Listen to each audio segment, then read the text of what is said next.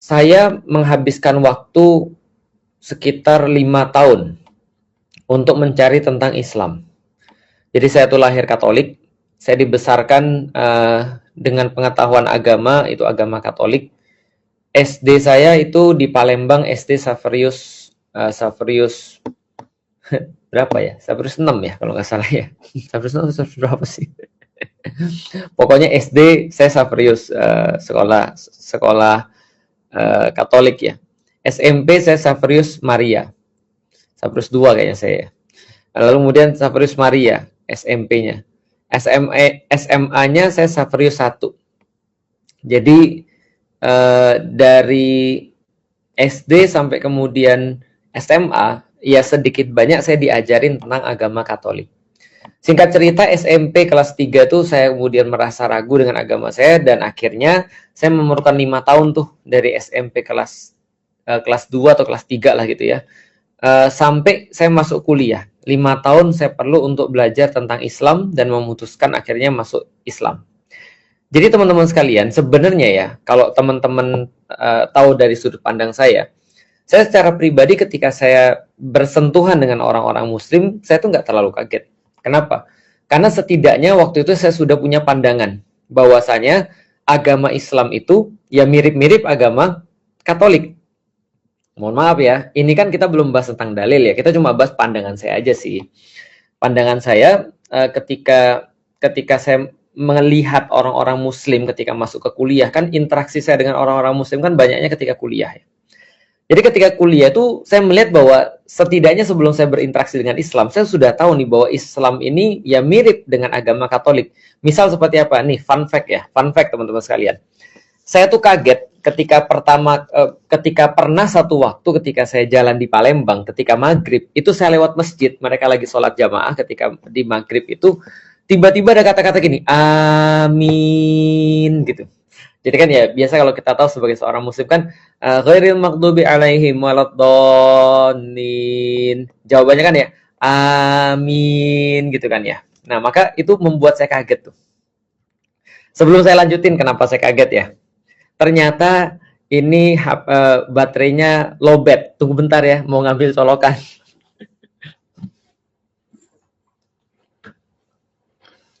Oke, colokannya udah ada.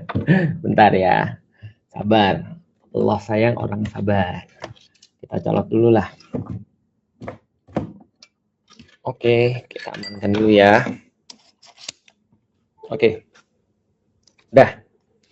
Nah, jadi kita balik lagi ya. Ada kata-kata gini, amin gitu.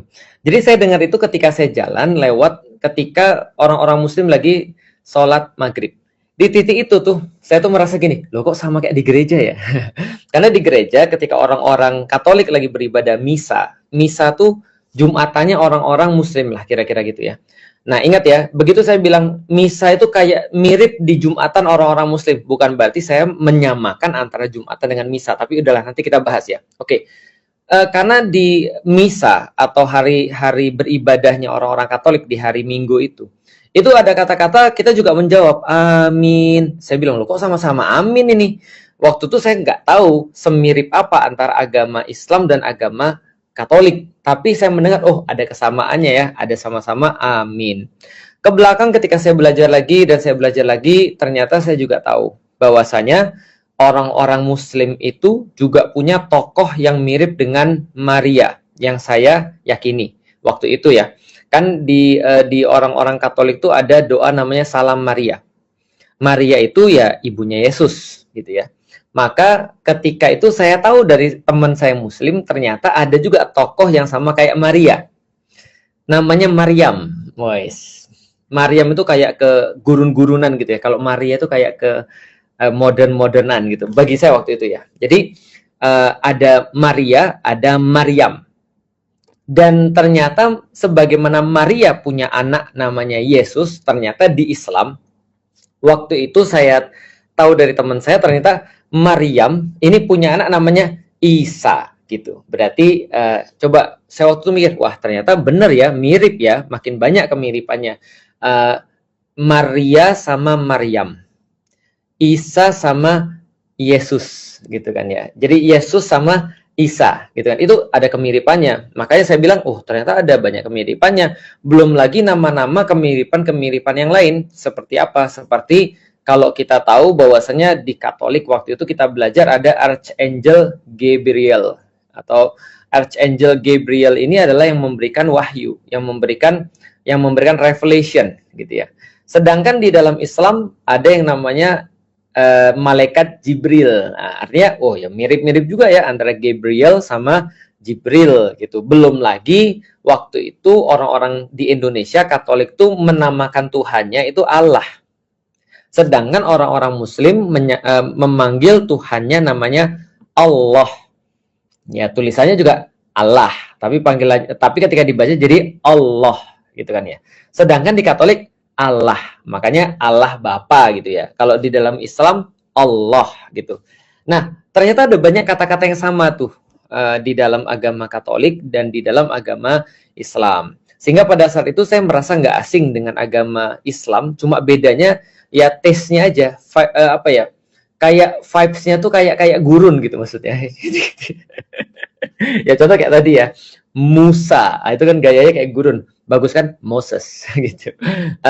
David, keren. Tapi ini Daud gitu kan ya. Jadi kira-kira gitu tuh. Nah, jadi kayak ada kesamaan yang saya melihat ya berarti ya nggak ada jauh bedanya. Apalagi kalau ditanya sama-sama tentang siapa manusia pertama, ya orang-orang Muslim dan orang-orang Katolik akan menjawab dengan sangat yakin manusia pertama adalah Adam, gitu ya. Artinya beda sih, kalau orang Inggris bacanya Adam gitu kan. Kalau orang Indonesia Adam. Jadi artinya sama aja. Ya Adam dan Hawa, Adam and Eve gitu ya. Ya kayak gitu-gitu. Nah, jadi sebenarnya teman-teman sekalian pengen saya kasih tahu dulu bahwasanya terkadang memang ada perbedaan-perbedaan itu yang diakibatkan oleh fonem, yang diakibatkan oleh cara orang tuh melafalkan. Cara orang itu untuk disesuaikan dengan lidah setempat atau dengan bahasa setempat. Ya misalnya gampangnya gini deh. Kalau orang Jawa, orang Sunda itu kan kita bisa katakan mirip. Walaupun tadi kita tidak berarti menyamakan antara orang Jawa dengan orang Sunda. Dan ketika kita berbicara tentang Jawa dan Sunda, itu ada kesamaannya. Misal ya, kalau kita bilang di bahasa Jawa misalnya, ya, misalnya di bahasa Jawa apa tuh yang mirip-mirip misalnya toto, menata. Di dalam bahasa Sunda tata kan gitu ya. Ya sama nggak? Sama. Ya sama-sama artinya itu. Cuma karena memang perbedaan bahasa jadinya berbeda cara pengucapan. Tapi artinya ya sama gitu maksudnya. Atau dalam bahasa yang lebih bahasa orang-orang Eropa. Good morning. Good morning. Good morning. Tulisannya G-O-O-D morning seperti biasa. Itu bahasa Inggris ya, bahasa Inggris Americans atau ya Inggris UK juga good morning. Dengan bahasa yang satu rumpun. Itu misalnya kayak bahasa Jerman, Guten Morgen. Sama kan ya? Guten Morgen, good sama good juga, tapi tulisnya GUT, Guten Morgen, sama good morning. Artinya ya nggak ada bedanya sih, artinya tetap sama selamat pagi gitu kan ya. Nah, itu adalah salah satu contoh. Nah, di sini teman-teman sekalian kita perlu tahu bahwasanya perdebatan-perdebatan itu kadang-kadang menjadi tidak relevan ketika dibahas dalam platform yang tidak relevan dan niat yang tidak baik. Oke, saya ulangin ya. Bahwasanya perdebatan itu terjadi tidak bagus ketika platformnya itu berbeda. Jadi alas atau aras yang dijadikan sebagai perdebatan itu atau platform yang dijadikan sebagai dasar perdebatan itu tidak sama. Tidak satu platform yang dijadikan sebagai dasar perdebatan itu. Dan juga dia tidak punya intensi atau niat yang baik. Nah, itu diskusinya jadi nggak bagus tuh. Dan cenderungnya jadi kayak yang kita lihat sekarang ketika orang-orang justru kemudian bahas perkara-perkara nggak esensial dan cenderung untuk menjatuhkan Ustadz Adi Hidayat. Karena kenapa? Jadi gini teman-teman sekalian ya, coba kita lihat ya. Semua orang yang baca Quran sudah tahu bahwasanya Allah itu menurunkan para nabi itu banyak. Di dalam Al-Quran kita sudah sepakat bahwasanya ada 25 nabi dan rasul. Gitu kan ya. Ada lagunya. Mau saya nyanyiin? Tentu saja tidak, gitu kan, saya juga nggak mau. Itu kan ya. Ya, yang Adam, Idris, Nuh, Hud, Solih, itu kan kayak gitu-gitu ya. Itu kan ada 25 nabi dan rasul. Yang kemudian kita sudah sepakati di dalam Islam. Dan kita tahu bahwasanya ketika Allah menurunkan nabi dan rasul itu bukan khusus hanya untuk orang-orang dalam tanda kutip muslim. Ini tolong jangan dipusingkan dengan pembahasan definisi Islam dan muslim ya. Tapi anggap aja gini, definisi Islam yang kita bahas dalam video ini adalah Islam adalah agama yang diturunkan pada Nabi Muhammad dan Muslim adalah umat Nabi Muhammad. Gitu dulu yang kita sepakati ya. Jangan bahas yang lebih rumit dulu. Kita bahas itu aja. Artinya 25 nabi dan rasul ini diturunkan kapan? Menurut Bible, menurut Alkitab, Adam itu dia juga akui, dan Adam itu turun berapa ribu tahun tuh? 7.000 tahun atau 6.000 tahun sebelum Masehi. Jadi 6.000 atau 7.000 tahun sebelum Masehi, atau kira-kira sekarang sekitar 9.000 tahun sebelum hari inilah, kira-kira gitu. Artinya ini sejarah panjang. Dan sejarah panjang ini membuat nama nabi-nabi ini bisa jadi dilafazkan dengan dialek yang berbeda. Dengan sebuah dialek yang tidak sama. Oke, kita masuk dalam pembahasan. Kalau gitu coba kita lihat. Yesus yang kita kenal ya. Yesus ini lahir di mana? Misalnya, kita nggak usah bahas Islam dulu ya. Yesus ini lahir di mana? Yesus lahir di Bethlehem. Yesus lahir di Bethlehem. Bethlehem itu di mana? Sebuah kota di daerah Baitul Maqdis. Atau sekarang kita kenal dengan nama Palestina.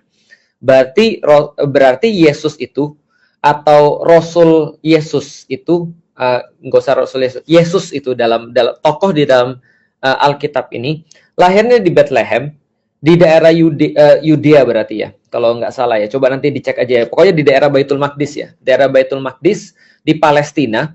Dia lahir di sana, namanya Yesus. Itu yang dikenal Yesus yang sekarang. Itu lahir di sana. Pertanyaan sederhana. Apakah nama pada saat itu dia disebut adalah Yesus? Jawabannya belum tentu. Kenapa belum tentu? Karena gini. Kalau teman-teman ketik, coba nanti klik aja ya. Nanti teman-teman klik aja, coba klik Yesus. Itu dari bahasa apa? Nanti teman-teman akan dapat bahwasanya Yesus itu adalah bahasa Yunani. Asik. Bahasa apa? Yunani. Kenapa bahasa Yunani? Karena pada saat itu orang-orang Yunani termasuk orang-orang pertama yang beriman kepada orang ini, Yesus ini. Karena orang Yunani itu tidak bisa ujungnya nggak pakai konsonan, maka dia kasih konsonan S di belakangnya. Karena kenapa? Karena Yesus ini lahirnya di Bethlehem, dia bukan orang Yunani. Dia orang Yahudi. Karena keturunan daripada Yehuda. Nanti kapan-kapan kita bahas lengkap. Keturunan Yehuda, Yehuda ini anak siapa? Yehuda ini anaknya Yakub. Karena Yehuda ini adalah salah satu daripada Bani Israel atau Bani Yakub. Nah, maka ketika dia itu adalah keturunannya Yehuda, dia orang Yahudi. Bahasanya apa? Bahasanya menurut para ahli ada dua kemungkinannya. Satu, bahasanya itu kalau nggak bahasa Ibrani, bahasanya orang Yahudi. Yang kedua kemungkinannya adalah bahasa Aramaik. Nah, jadi bahasa Aram. Bahasa Aram itu apa? Bahasa Aram itu dekat dengan bahasa Syriak Aramaik, atau yang kita kenal bahasa Syriani. Nah, itu bahasa Mediterania kuno ya, bahasa Syriani, bukan Suryani ya. Jadi Syriani atau Aramaik. Jadi ada dua kemungkinan. Pertama adalah Aramaik, yang kedua adalah bahasa Ibrani. Kalau teman-teman mau cek juga, Yesus itu enggak namanya Yesus panggilannya. Sekali lagi, Yesus itu adalah bahasa Yunani. Kalau kita lihat dalam bahasa Ibrani, maka namanya adalah Yosua atau Yesua. Jadi Yesua Hamasiah pada saat itu dipanggil. Jadi Yesua Hamasiah. Yesua itu adalah Yesua, itu adalah namanya dia. Tapi karena orang-orang Yunani nggak bisa di ujungnya itu vokal, maka dia harus pakai konsonan. Yesua jadi Yesus. Dalam bahasa Aramaik bisa jadi Isa atau Iso. Sama ketika ditambahin S jadi Yesus. Yesus gitu jadinya. Artinya kalau dalam bahasa Ibrani dia jadi Yesua Hamasiah. Jadi dalam bahasa Aramaik jadinya sama Isua Masiha. Jadi sama.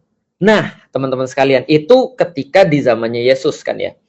Tentu saja ketika Al-Quran itu muncul 600-an tahun berikutnya setelah Yesus ini wafat, dalam bahasa Yunani, Yesus ini wafat. Oh, by the way, saya lupa. Yesua Hamasiah, ini ditranslate dalam bahasa Yunani, jadi Jesus Christ. Jadi Yesus Kristus. Jadi Yesus Kristus jadinya dalam bahasa Yunani. Diterjemahkan dalam bahasa Inggris jadi Jesus Christ. Kira-kira gitu ya, paham ya? Oke, jadi dari Hamasiah jadi Christ. Dari Iso atau Yesua jadi Jesus. Itu ceritanya ya. Oke, kalau gitu kita coba untuk lanjut lagi. Ketika Al-Quran itu diwahyukan kepada Nabi Muhammad 600 tahun berikutnya, tentu saja tempat yang diwahyukannya itu berbeda.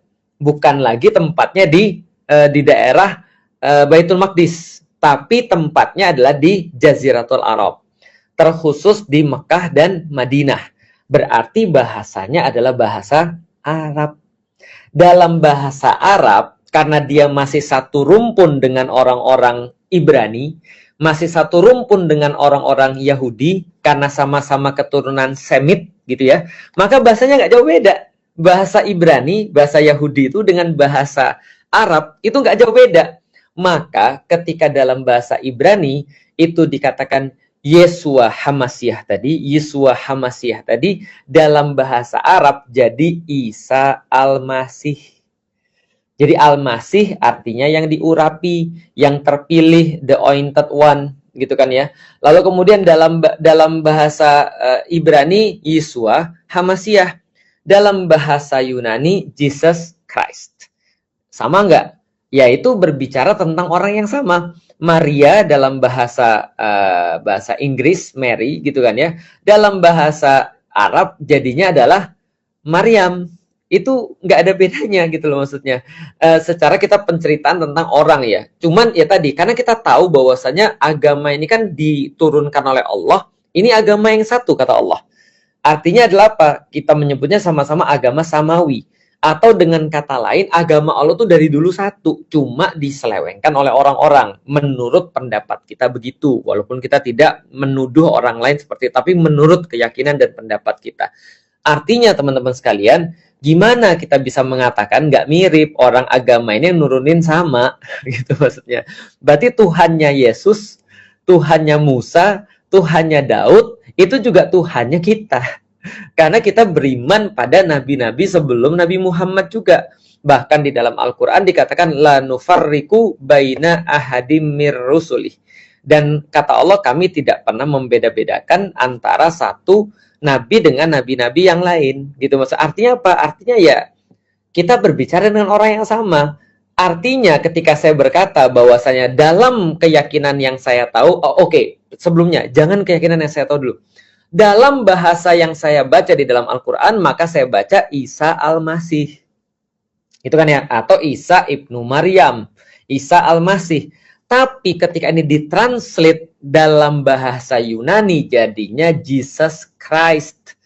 Sebagaimana ketika ditranslate dalam bahasa Indonesia, Isa Al-Masih jadi Isa yang diurapi. Gitu loh maksudnya. Lah terus masa kita bilang, jangan mirip-miripin deh. Lah, itu cuma ganti bahasa doang. Itu cuma ganti language doang. Gitu maksudnya. Dalam bahasa Jawa saya nggak tahu sih. Atau dalam bahasa Sunda saya juga nggak tahu. Tapi yang jelas, ketika kita berbicara tentang orang ini cuma ganti bahasa aja. Kayak saya bilang gini deh. Saya punya misalnya contoh, saya punya sepupu, nah gitu kan ya. Saya mau ngomong, oh kami mengenal seorang nabi yang baik namanya Muhammad. Oh, do you mean Muhammad? Ya, mungkin bukan sama dengan kita ngomongnya, tapi ya kita omongin orang yang sama. Ini juga kita mengenal ada Nabi Musa. Do you mean Moses? Ya, itu sama. Gimana kalau kita kata no, not Moses, but Musa. Okay, say it Musa, not Moses. Kan gimana coba ceritanya? Orang kan dengan bahasa dia gitu ya, Inggris namanya Moses. Dalam bahasa Arab, bahasa Indonesia namanya Musa. Harun dalam bahasa Arab, dalam bahasa Inggris ya Aaron gitu kan ya, Aaron gitu. Apalagi misalnya Zachary itu dalam bahasa Inggris, dalam bahasa Indonesia Zakaria. Dan kita nggak perlu untuk memaksa orang untuk Ya, lu nggak boleh Zachary. No, no, it's wrong. Not Zachary, but Zakaria. Nggak bisa gitu juga. Orang namanya itu juga bahasa gitu maksudnya. Artinya belum belajar keyakinan dulu ya. Dari yang kita pelajari tadi, maka bahasa itu bisa jadi sangat berbeda. Sebagaimana ketika saya kemudian bilang nama Islam saya Muhammad Al-Fatih, ketika orang-orang di Turki, mereka nggak bisa bilang Muhammad Al-Fatih, mereka bilang Mehmet. Artinya Muhammad mereka katakan Mehmet. Apakah berarti mereka membedakan antara Nabi Muhammad dengan Mehmet? Enggak, tetap sama. Jadi artinya nama Nabi Muhammad itu di sana dilafazkan jadi Mehmet. Ya sesederhana itu. Atau yang baru datang nih, Habib Nurmagomedov. Apa antum bacanya Nurmagomedov? Nurmagomedov itu artinya apa coba? Nurmagomedov itu. Nggak ada artinya Nurmagomedov. Tapi bacanya bukan Habib Nurmagomedov. Nur Muhammad kan seperti itu. Kalau kita tahu artinya berarti di sana Muhammad jadi Mahomet. Jadi tulisnya Magomed, tapi bacanya Mahomet. Kan gitu kan ya. Jadi Nur Magomedov itu jadi Nur Mahomet. Jadi maksudnya Nur Muhammad. Jadi kalau gampangnya gini lah, kalau dia di Indonesia namanya jadi Habib Nur Muhammad. Kan gitu. Kan kita tidak mengatakan tadi kayak tadi, nggak, oh itu beda antara Nur Muhammad dengan Nur Magomedov. Nur Magomedov nggak ada arti. Coba tanya sama dia artinya apa. Itu ada nama nabinya di belakangnya. Makanya dia sangat respect pada nabinya, kan gitu kan ya. Contoh misalnya Muhammad Salah. Salah itu salah, iya salah. Nggak balik lagi ya. Kalau kita bicara tentang bahasa, berarti bahasa itu bisa jadi berbeda. Tapi bisa jadi kita merujuk pada orang yang sama. Seperti Felix dalam bahasa Inggris mungkin Felix gitu ya. Segala macam lah ya. Felix beda, tapi beda antara Felix Xiao dengan Felix Stray Kids gitu ya. Beda walaupun mungkin kegantengannya agak mirip-mirip gitu kan ya.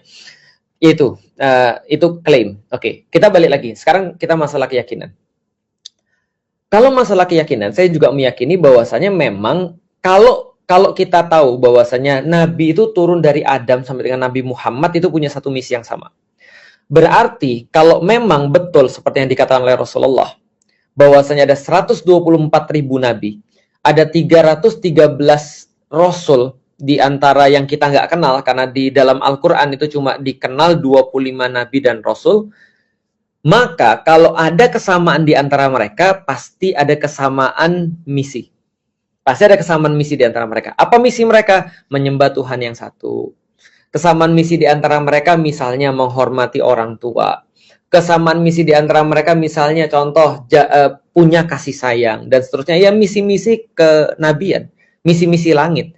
Tidak mungkin perbedaan dalam misi utama, yaitu adalah mentauhidkan Allah Subhanahu wa Ta'ala. Maka dari titik ini kita masuk ke dalam pembahasan Ustadz Adi. Jadi ketika Ustadz Adi bilang, kamu pernah hafal nggak ayat di dalam Alkitab? Ketika dibacain misalnya terus Ustadz Adi bilang, nah ini di dalam Al-Quran juga ada perintah yang sama. Nah menurutku itu nggak ada masalah. Kenapa? Ada masalah apa? Terus kemudian disampaikan, ini ada Alkitab, ada Yesus. Nah di dalam Al-Quran Yesus juga diceritain. Dan ternyata misinya sama nih. Coba lihat nih, mirip kan? Gitu kan ya. Nah itu emang kenapa? Bukan berarti Ustadz Adi tidak beriman. Bukan berarti Ustadz Adi itu dalam tanda kutip mengiyakan apa yang diimani oleh orang-orang Katolik. Enggak ada sama sekali. Bahkan di dalam Al-Quran Allah meminta kita untuk menyeru kepada orang-orang ahlul kitab untuk ta'alau ila kalimatis sawa. Untuk ayo kita kembali pada kalimat yang sama. Kalimat yang kita sepakati nih. Apa kalimat yang kita sepakati? Bahwa Tuhan itu adalah Allah. Bahwa Tuhan itu adalah Allah yang memberikan perlindungan kepada kita, penjagaan kepada kita, memberikan rezeki kepada kita, tempat kita meminta, dan tempat kita akan berkumpul di hari yang tidak ada keraguan di dalamnya. Dalam hal itu semua agama sama. Orang Yahudi yakin adanya yaumil kiamah, orang-orang Kristen yakin adanya yaumil kiamah, gitu kan ya. Lah, kalau kita nggak bilang mirip, terus kita bilang apa lagi? Orang ini sumbernya sama. Nah, makanya ketika kita pernah baca di Sirah juga, ketika Rasulullah mencari perlindungan ke Habasyah, ketemu dengan Raja Najas di situ, maka ketika dibacakan Al-Quran, Raja Najas itu bercucur air matanya. Kenapa? Dia bilang, ini sumbernya pasti sama. Gitu maksudnya. Kenapa? Karena dia tahu bahwasanya misi kenabian yang dia pahami dari Yesus yang dia imani pada saat itu tercermin dengan sangat jelas daripada Al-Qur'an. Dia bilang ini dari sumber yang sama. Itu kan ya, ini dari sumber yang satu. Bukan berarti kita membenarkan bahwasanya mereka menjadikan Isa sebagai Tuhan. Tolong, mohon maaf nih. Kapan Ustadz Adi pernah mengatakan itu? Mirip ya di dalam Islam misalnya Yesus juga kita sembah, nggak gitu ceritanya. Nah, tapi tolong coba dilihat dulu nih. Memang ini adalah sebuah semangat yang sama karena memang ini adalah agama yang turun daripada Allah yang sama. Gitu maksudnya. Cuman urusan nanti mereka membuat pecahan-pecahan, mereka kemudian membuat hal-hal yang tidak ada, yang kemudian akan dikoreksi oleh kemudian Nabi Muhammad dan juga Al-Quran, itu sudah jelas-jelas banget di dalam Al-Quran. Cuma masalahnya apa? Contoh ya, ini saya kaget banget. Nih, beberapa waktu ketika saya coba untuk belajar kembali tentang bagaimana sejarah para nabi, itu saya pernah buka satu pembelajaran dari teman-teman di Katolik, yang mereka meneliti tentang ajaran Yesus di zaman ketika Yesus masih hidup. Menariknya adalah dia mengatakan bahwasanya Yesus itu mengajarkan satu agama yang dia sebut dengan the way. Itu kata dia tuh, the way. The way itu artinya adalah apa? Jalan itu. Wes. Ketika saya ngeliat tuh merinding tuh saya tuh. Kenapa? Karena saya jadi ingat satu ayat di dalam Al-Quran yang ketika Nabi Isa itu di dalam surat Maryam berkata hadza siratum mustaqim, gitu kan ya, artinya inilah jalan yang lurus. Berarti Nabi Isa, biar teman-teman nggak protes ya, Nabi Isa mengatakan di dalam Al-Quran, penjelasan dia gitu kan ya, menyembahlah kalian kepada Allah, gitu kan ya, dan ini namanya agama penyembahan terhadap Allah, ini namanya hadza siratum mustaqim. Ini jalan yang lurus. Kan gitu. Lah artinya ketika itu dikatakan, itu kan mirip dengan yang dikatakan oleh pendeta-pendeta tadi atau pastor-pastor tadi. Ketika Yesus menjelaskannya, ini adalah jalan. Ya, kalau di dalam Alkitab ada akulah jalan kehidupan dan segala macam kayak gitu-gitu. Cuman ya itu maksudnya. Lah terus kalau nggak mirip terus gimana? Ini kayak membandingkan antara agama, misal ya, kalau teman-teman mau lihat, ya kalau misalnya, contoh ya, mohon maaf, ini sekali lagi bukan menjelekkan agama ya, tapi gini, kalau dikatakan bahwasanya agama Katolik, agama Islam dan agama misalnya Hindu itu mirip, nah itu saya juga agak bingung nyari kemiripannya di mana gitu, karena memang perbedaannya sangat diametral gitu kan ya. Tapi kalau dikatakan dengan agama Katolik mirip, lah gimana orang nabi mereka juga kita akui gitu maksudnya. Nabi mereka tuh ada di dalam kitab kita juga, dan kita juga tahu itu sejarahnya banyak gitu maksudnya. Dan itu diceritakan oleh Nabi juga bahwa Isa itu adalah termasuk nabi yang kasihan. Kenapa? Karena dia justru dijadikan sebagai Tuhan oleh pengikut-pengikutnya. Rasul cerita tentang Musa juga dan segala macam. Lah gimana kalau kita katakan gak mirip, orang ini dari sumber yang sama? Seperti yang tadi kita sampaikan bahwa ketika di Raja Najas dibacakan surat Maryam oleh Ja'far bin Abu Thalib, maka Raja Najas menangis sampai membasahi janggutnya, lalu berkata ini dari sumber cahaya yang sama. Karena dia tahu ini pesan-pesan yang sama. Gampangnya gini deh teman-teman sekalian. Kalau Samsung ngeluarin S20, S21, S23, S24, maka besok pasti namanya S25. Gitu kan, kecuali kalau dia memutuskan mau ganti. Tapi berarti kita tahu, oh berarti ada linknya, ada mata rantainya, gitu maksudnya. Artinya masih ada mata rantainya seperti apa yang menyamakan dengan yang sebelumnya. Sama kayak tadi kan ya, sama kayak ketika nabi-nabi semuanya membawa misi yang sama. Maka kalau kita katakan ya gimana ya, ketika dibacain satu ayat, oh nih di dalam Al-Quran ini ada juga loh ayat-ayat yang mirip, berarti supaya mereka ngerti bahwasanya di dalam Islam itu adalah Tuhan yang sama. Bahkan kata-kata Rasulullah kepada Heraklius apa? Nih coba lihat ya. Rasulullah itu ketika nulis surat buat Heraklius pada saat itu adalah Raja Bizantium atau Kaisar Bizantium pada saat itu. Rasul mengatakan bahwasanya, wahai Heraklius, masuklah kepada Islam. Kalau kamu masuk Islam, kamu dapat 2 pahala. 1 pahala beriman kepada Isa, 2 pahala beriman kepadaku. Maksudnya begitu. Jadi pahala beriman pada Yesus dan beriman pada Rasulullah Muhammad. Artinya Rasulullah seolah-olah ingin mengatakan ini bukan agama baru loh. Ini agama yang sama seperti yang kamu sembah, cuma update gitu maksudnya. Jadi ini agama yang sama gitu. Jadi nggak ada perbedaan. Siapa yang kemudian kemarin mereka menganggap Musa adalah nabinya, Daud adalah nabinya, Isa adalah nabinya, maka ketahuilah ini agama nih, penyambungnya nih, ini sama. Kita nggak berbeda sama sekali. Itu perkataan yang sama juga seperti Yesus ketika mengatakan pada kaumnya, saya cuma datang untuk menggenapi yang sudah datang sebelum saya, kan gitu. Artinya ada apa? Artinya saya pada saat itu ketika melihat Islam, saya melihat, loh ini nggak ada beda. Bedanya apa? Bedanya saya dapat versi yang lebih update. Saya dapat versi yang lebih baru. Sehingga versi-versi yang sudah lama dalam tanda kutip itu adalah sudah dicakup oleh ini. Saya tidak harus menghilangkan keimanan saya pada Yesus ketika saya masuk Islam. Saya tidak harus menghilangkan keimanan saya pada Yesus. Saya tinggal nambah keimanan saya pada Nabi Muhammad. Gitu maksudnya. Apa masalahnya? Nggak ada masalah sama sekali kan. Ya, contoh lagi ini misalnya ya. Baptis. Baptis itu apa sih? Baptis itu sakramen di dalam Katolik yang itu dimandikan. Pertanyaannya sederhananya gini, kapan baptis itu dilakukan? Ketika ada orang menerima keimanan di dalam agama Katolik, salah satunya ya, itu yang dilakukan, dibaptis. Seperti ketika Yesus dibaptis sama Yohanes. Kalau kita, Isa itu pernah sama Yahya, satu hidup satu zaman. Nah, ceritanya di dalam Bible itu, Yesus dibaptis oleh Yohanes. Dengan cara apa? Dicelupkan di Sungai Yordan. Kan gitu. Nah, pertanyaan sederhana, ketika orang masuk Islam gimana coba? Ada nggak aktivitas-aktivitas yang mirip-mirip kayak baptis itu? Ada nggak kira-kira? Ada. Maka ketika Musa bin Umair mendatangi orang-orang di Madinah, lalu orang-orang di Madinah, termasuk Usaid bin Khudair, termasuk kemudian Sa'ad bin Mu'adz, ketika bertanya, kalau kami mau masuk Islam, gimana caranya? Maka Mus'ab menjawab dengan apa yang dia tahu dari Rasulnya. Yaitu adalah dia mengatakan, kalau ada orang pengen masuk Islam, maka dia mandi, lalu syahadat, lalu sholat 2 rakaat. Artinya ada yang sama-sama kayak gitu kan ya. Artinya ketika orang-orang Kristen atau Katolik dia dibaptis itu kan sama kayak mandi, menghilangkan hadas lah kalau kita kira-kira gitu. Itu kan ini bukan mirip-miripin, ini ngasih tahu gitu loh maksudnya. Contoh kayak tadi, ada orang nanya, ada nggak sih Jumatan di dalam agama lain? Nggak ada, tapi ada yang mirip, misa namanya, kayak gitu. Ada nggak sih yang mirip-mirip dengan mandi wajib? Mandi wajib nggak ada di dalam agama lain, tapi ada yang mirip, baptis. Misalnya kayak gitu-gitu kan ya. Artinya ada nggak sholat di dalam agama lain? Agama Kristen nggak ada sholat, tapi ada yang mirip-mirip. Nah itu maksudnya tuh. Artinya bukan berarti kita membenarkan kesalahan-kesalahan yang kita anggap salah atau yang dikritik di dalam Al-Quran yang jelas-jelas salah. Seperti menjadikan Yesus sebagai Tuhan. Enggak. Tapi cuma dikatakan bahwa tokoh Yesus ini kita juga akui cuman sebagai nabi.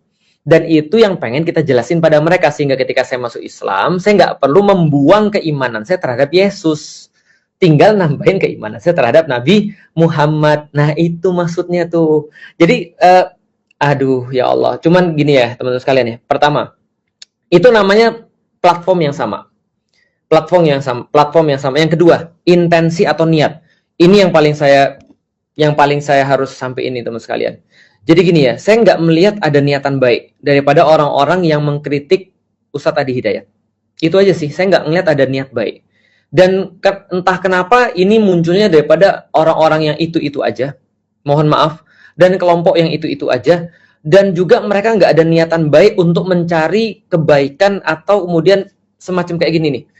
Nggak ada niatan baik untuk membuat orang tuh jadi berubah jadi baik. Jadi gini ya, maksud saya tuh begini.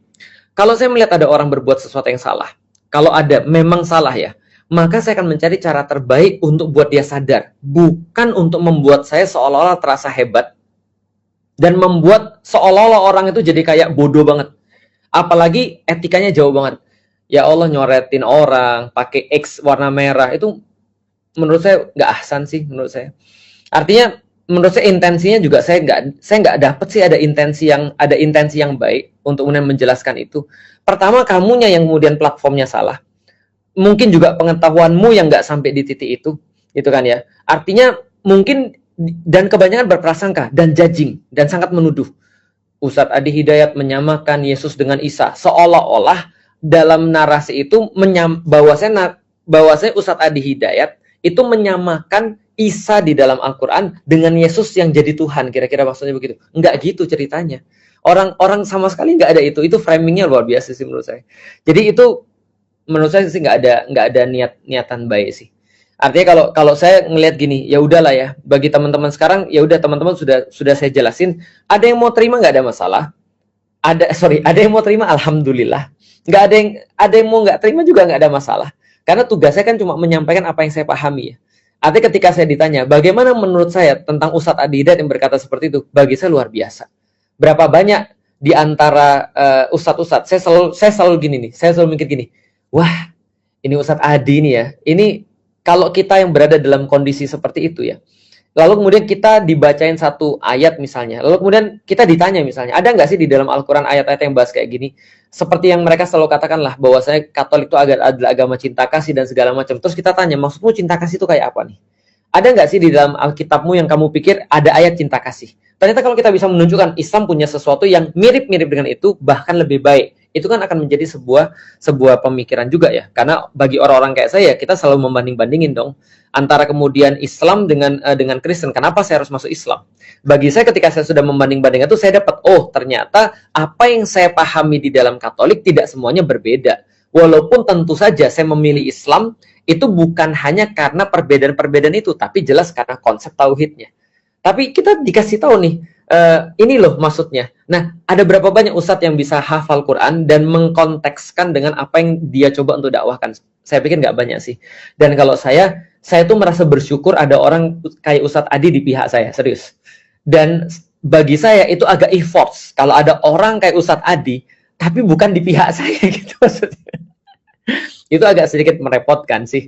Tapi ya dia di pihak saya aja udah merepotkan, apalagi dia di pihak yang taruhlah ya Ustadz Adi berdakwah di pihak yang salah. Aduh ya Allah. Itu saya pikir kayaknya kita harus punya PR banyak untuk belajar lagi gitu kan ya. Artinya kalau saya secara pribadi memandang bahwa itu adalah kelebihan Ustadz Adi, bukan kekurangan Ustadz Adi yang perlu saya komentari.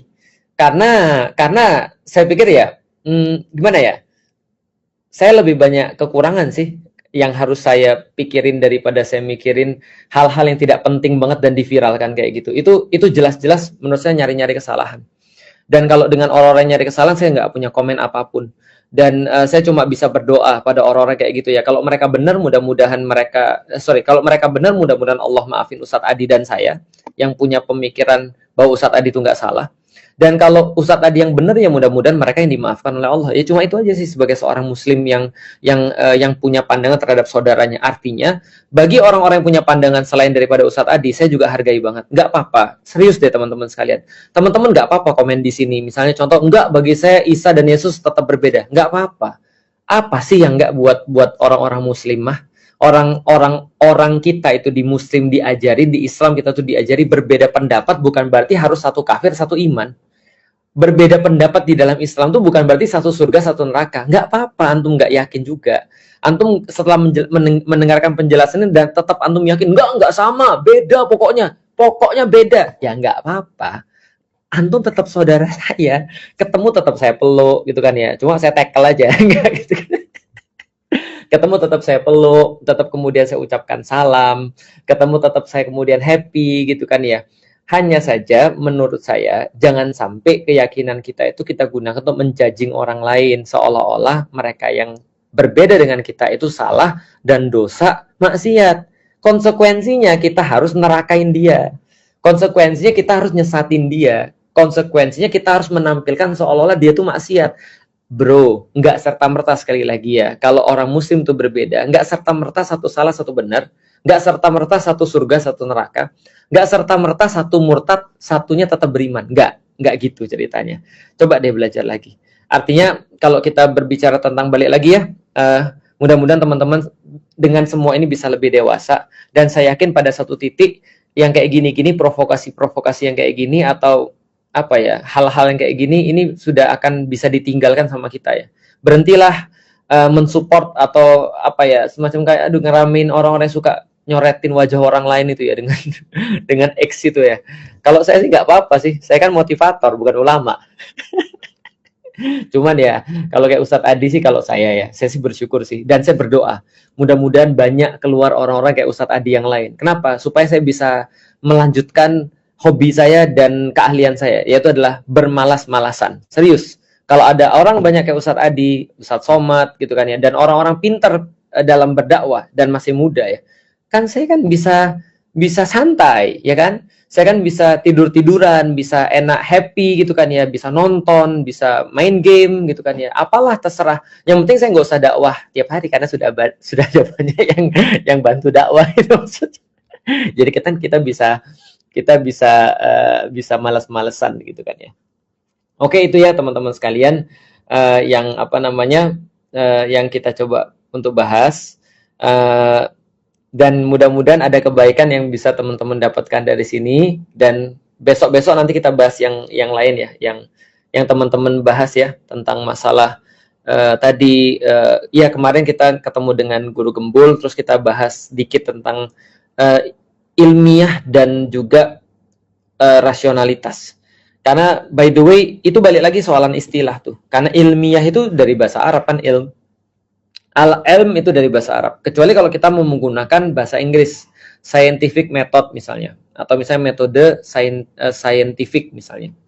Ya itu bisa. Tapi ya kapan-kapan lah kita coba akan bahas lagi ya. Makasih banget buat teman-teman sekalian. Abain aja orang-orang yang aneh-aneh. Misalnya, ya teman-teman tahu ya, belajarlah dewasa di dalam agama.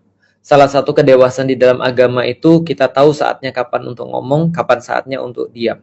Menyikapi orang-orang yang aneh, menyikapi orang-orang yang stres, itu nggak selalu harus selalu kita hina, harus selalu kita ajak debat dan segala macam. Ya nggak selalu sih. Ya udahlah, kita ini aja. Contoh nih, misalnya kalau ada yang aneh-aneh, ada komentar-komentar yang aneh, ya tinggal ini aja nih, tinggal hide user kan selesai, tinggal di blok selesai. Karena kalau misalnya kita nanggepin, ya kita jadinya jadi ikut selevel dengan dia.